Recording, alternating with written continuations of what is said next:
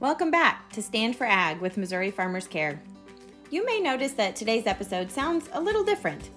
Our regular host, Paxton Dahmer, has recently achieved the extreme honor of serving as a National FFA officer. While we definitely miss him here at Missouri Farmers Care, we couldn't be more proud to have him representing all of Missouri agriculture on the national level. Congratulations, Paxton. Best of luck this year. We know you're going to do amazing things. So, standing in, I'm Heather Fletcher, the Program Director for Agriculture Education on the Move, which is an elementary education program of Missouri Farmers Care. And I am thrilled for today's conversation, which will kick off our Holiday Feast series. We'll be highlighting some fantastic Missouri products that are a staple on our tables this time of year. I'll be joined today by Stephen Berger, President of Mid-Missouri business Burgers Smokehouse. I have to confess that my excitement for today's conversation goes beyond that of an interested consumer or an engaged agriculturist because I have a pretty close connection with the Burgers family. My husband, Cole, is a fourth-generation family member, and a few years ago we moved back to Missouri so he could return to the family business and go to work at the ham house, as we call it. So here we are, back home on the family farm, raising kids, curing hams, and loving every minute of it in California, Missouri. But enough from me. Let's get started with our Holiday Feast series on Stand for Ag with Stephen Berger. Welcome to Stand for Ag, and welcome Stephen Berger. Thanks for helping us today to kick off our Holiday Feast series. We're featuring some delicious Missouri products, and that list definitely wouldn't be complete without Burgers Country Cured Meats. Burgers is a household name in the state and across the country, and it's a business that has some pretty deep family roots. So Stephen, thanks for being here. And I thought we might kick off the conversation today with maybe just having you tell us a little bit about the history of Burgers Smokehouse. Okay, well, thank you, Heather. First of all, I appreciate you inviting me to come on, and it's always a pleasure to be able to talk to the community at large about the smokehouse, and it's just it's our honor to be included on today's podcast. But, yeah, I think yes, our company goes back quite a ways. Our main plant is located a few miles south of California, Missouri, on a Century Farm, as a matter of fact. My great-grandparents came from Germany somewhere in the late 1800s, so they weren't one of the earlier waves of immigrants, but the kind of some of the they came along a little bit later, but 1880, 1890, something like that. Mm-hmm. The company actually has its roots going back to maybe in the 1920s. Reportedly, my grandfather, Ian Berger, the founder of our company, began selling a few country hams off the farm. And you got to kind of understand the time back then is you cured country hams like you put out the family garden. It was just a way you produced food supply for the family right. in this area. So, but he was particularly good at it. And as people began moving from the rural areas, into Columbia, Jeff City, they certainly took their affinity for country ham with them, but no longer had the ability to cure on the farm like they used to. And so the business just really kind of grew up out of those early roots of people coming out to the farm to get some hams. And really for about 25 years, Grandpa cured hams out of the farm buildings. And in 1952 was kind of his first major investment in the country ham business, and we built what we refer to in the family as the ham house. Mm-hmm. He then had the capacity all of it to instead of maybe a couple of hundred of them off the farm, 1,000 hams, and really that launch became kind of the beginnings of the modern business. Right, and if I'm correct me if I'm wrong, but you were the first federally inspected country ham operation? That's correct. Grandpa went to Washington, D.C. in the mid-1950s, and actually in that day and age sought regulation. That's not something that we typically think of today. Uh-huh. He felt that was important to get country ham recognized by USDA as a product, and to be able to sell state commerce, he was going to need to have federal inspection. And so that's what kind of motivated him to head to Washington and seek out inspection. Yeah. Okay. Great. And so obviously, your family, your whole life, you've been part of the operation, but how long have you been in the role of president and with the company? I became president when my dad stepped away in 2000. I was 40 at that time, and actually got started in the company after graduating from Mizzou with a degree in business in the mid-1980s. Mm-hmm. Really came back, and it's been a wonderful 30 whatever years, 5 or 6, 7 years it's been since then. And so I've just really enjoyed my time in the family business. Yeah, yeah. And I'd imagine over that span of time, you've definitely seen some changes in the business. Looking back over your career, what are some of those big ones that stand out? Some of those big changes. Certainly, there's several. I would say I would start with the consumer. Certainly, we've been responding to changes in kind of consumer needs for many years, and that's just you never arrive. You're just continually responding to the needs of the people that are paying you every day for your products. The need for convenience in the form of smaller packages, in the form of cooked products, in the form, in some cases, of shelf-stable products that doesn't require refrigeration. An ever-increasing assortment of different products for people's different occasions. All of those sort of things proliferated over time, and so we've been very, very, I guess, successful at responding to the consumer in many respects. And the second thing I'd mention is technology. Meat science itself hasn't really changed much, but everything around the science has certainly changed. And so you think of automated slicing equipment and inventory control systems, all the computer systems. Water knife is one of our big significant, I think, technological advances. We actually use a water jet cutter to trim portions of country ham for the food service side of the business. Mm-hmm. High pressure processing is just a phenomenal technology that we use to secure food safety. And so that all of those things have been big advances, and certainly changes in competition. Back when Grandpa was curing hams, there were literally hundreds of places you could get a country ham in the state of Missouri alone. And the industry nationwide is consolidated considerably. And so we have fewer direct competitors in country ham. But as we've gotten bigger, we've gotten the attention of much bigger companies that see us as competition. And so we've got to be thinking of ourselves as competing against even people like Tyson and Hormel in a way that we would have not even thought of 30 years ago. And finally, regulation, I think, is a big one. In my career, we've had the advent of nutritional labeling. You're young enough, Heather, you probably never remember seeing a package on the shelf that didn't have the calories per serving and that sort of thing. Yeah, no, you're right. I can't say seeing that. But that certainly has come along in my career, and HACCP has come along on the food safety side. That's kind of the backbone of food regulation, and has significantly changed the regulatory environment for the last 25 or so years. So. Absolutely. I think I feel like every time I'm out at the ham house, there's something changed or new. It's an ever evolving thing there at the facility, and ever evolving industry, and I think you all have obviously adapted well to those changes as they've come. Let's shift over a little bit and talk about that holiday meal. It's one of my favorite parts of this time of year, and as we were kind of planning some of these episodes, ham was the first thing that came up. Mm-hmm.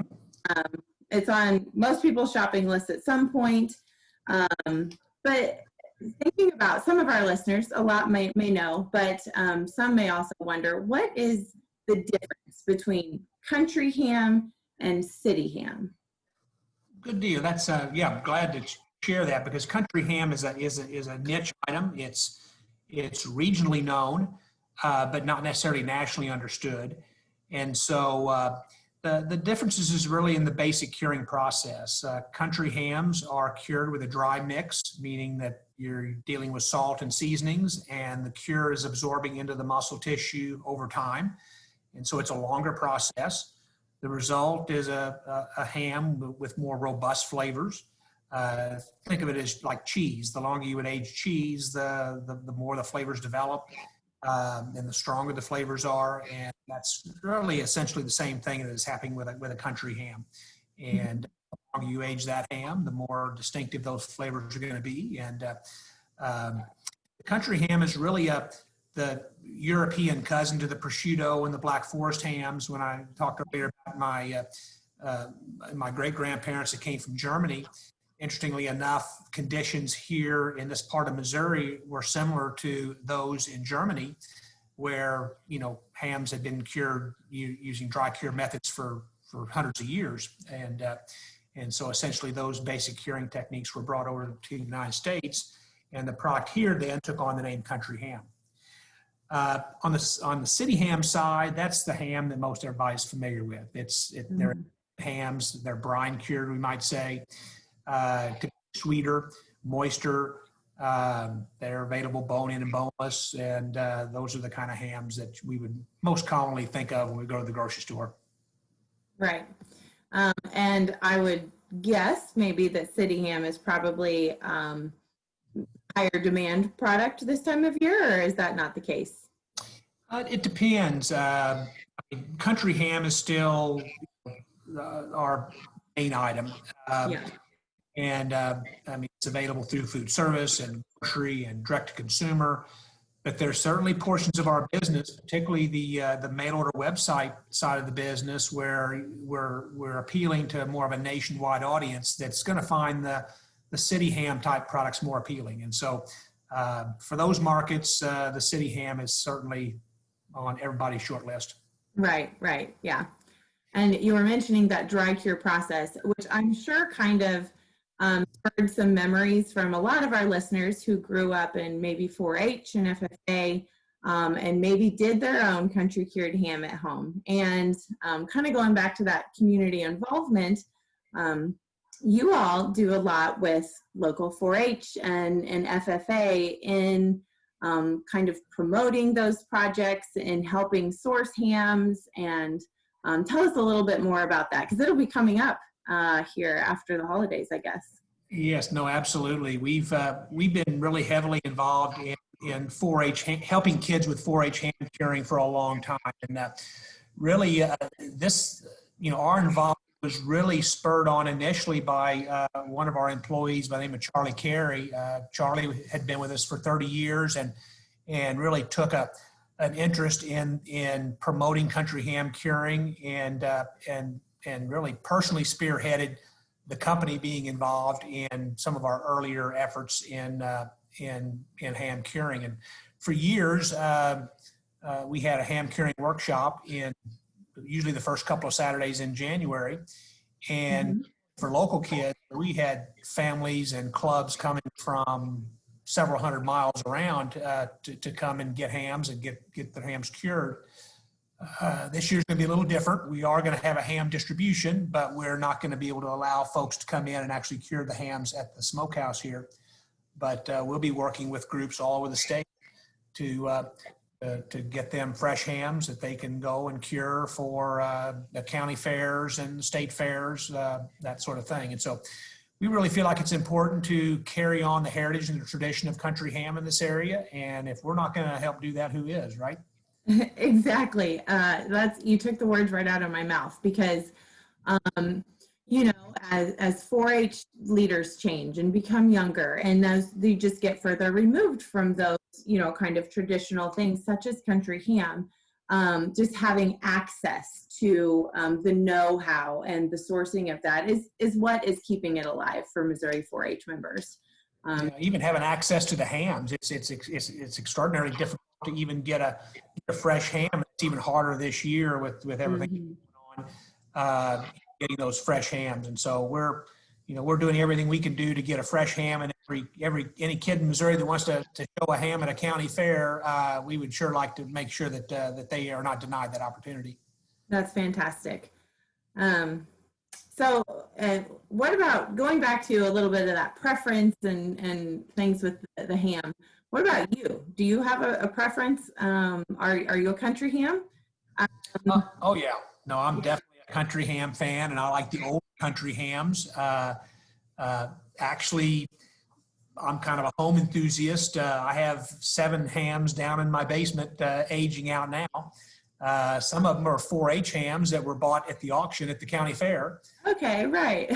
So I'll age them out and slice them and eat them like prosciutto, even eat them raw. Oh, right, great. Others I'll cook and eat like a traditional country ham, and so I really enjoy that.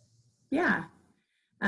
Probably something that you've done for a lot of years. It's kind of a tradition. So what are some of your favorite Burger family holiday traditions as a family? Yeah, growing up, we always, the family met and had major holiday meals together. Of course, when you're with grandpa and uncles and aunts and first cousins, you can do that. And but as you can imagine, as the family has gotten bigger and we've got 5th generation that's walking the earth now, there's just so many pulls on our time that to get together as a whole family anymore is very difficult. I would say though that the one gathering that has still held on the longest is on Christmas Eve. The whole family is invited. Not everyone can attend, but we have that at one of the family's houses, and it's after the Christmas Eve service program at church, and folks are invited to come over and enjoy several hours of fellowship together. And typically don't talk about business at all, and it's just an opportunity for a family that doesn't necessarily see each other very often, because not all the family works in the company. And so it offers an opportunity to get to know members of the family that you may not know that well. Absolutely. I remember one of those very first Christmas Eves that I went to, I think before I was officially married into the family. And I think it was the first time I tried prosciutto at one of those Christmas Eve gatherings. So it is a great tradition that I know means a lot to so many members of the family. So beyond the ham, obviously it's kind of still the mainstay of the business, but you've expanded into a lot of other offerings. What are some of those other, pretty popular offerings that you all have? Yeah, I think, as I'm thinking about the ways people use Burgers Smokehouse products this time of year, and for that matter, maybe throughout the year, is if you're in the gift giving side, we have a large assortment of gift items. If you go to smokehouse.com or get our catalog, you'll see that there's any number of selections for just about anybody on your gift list. We kind of, for large gatherings, family meals or get-togethers, bone-in hams and turkeys are a mainstay and one of our most popular mail order type items. For parties, sliced summer sausage, the deli cheeses, that sort of thing fits those purposes very well. And some folks have breakfast and brunches as a part of their holiday Christmas traditions, and so nothing like the smell of country bacon frying or country ham frying in the pan, for a breakfast or a brunch. So kind of we're kind of there for all those needs, and always glad to help any way we can. Yeah, absolutely. And it's all delicious. I say that from firsthand experience. And even though I could be slightly biased now, I can honestly say that I enjoyed and loved Burgers products before I was ever, connected with the family. Actually, as an FFA member, I was on an ag sales team where we sold Burgers Smokehouse products as our, product feature. And we made a trip to the ham house, went to the visitor center, and kind of got familiar with the company. So it was a funny coincidence of several years later when I meet you all. Well, I just want to mention too, though, that you're being kind of humble here.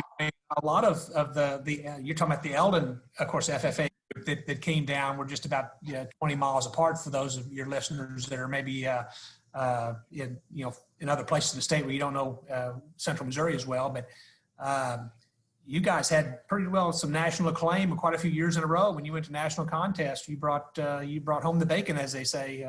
We did. Yep. We competed at the national level that year, and those judges really enjoyed the samples we brought. So it was always really successful.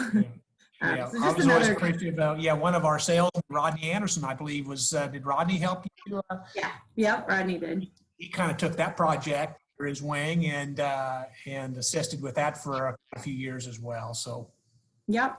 Yeah, and just another great way to support agriculture and youth in agriculture, which is such a huge part of what Missouri Farmers Care is about too.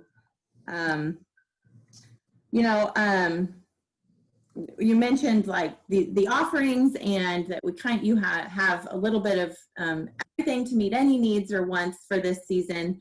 But where are the best places to get burgers besides the mail order? The grocery store? Where's the food service opportunities? Where can we just go get a piece of country ham if we're wanting it? Yeah, that's a good question. Certainly the easiest way to get product is you can order right from your kitchen table and have it shipped straight to you. And certainly more and more people have done that this year than ever before. But for those of you in Missouri, a lot of the grocery stores will have at least a selection of some of our items. Mm-hmm. But it can sometimes be hit and miss. Different stores offer different items. On the food service side, it's a little harder to know because we're not necessarily brand recognized when you go into a restaurant and get country ham on a menu. But names that you would recognize in some parts of the state, Cracker Barrel and Waffle House, the ham in those restaurants would all come from here. And anyway, you can just, if you see country ham on a menu somewhere, you just might ask where they get it from, and who knows, you might find its origins back here in California, Missouri. Yeah, probably pretty good odds, maybe. Certainly with country ham, yep. Yeah, absolutely.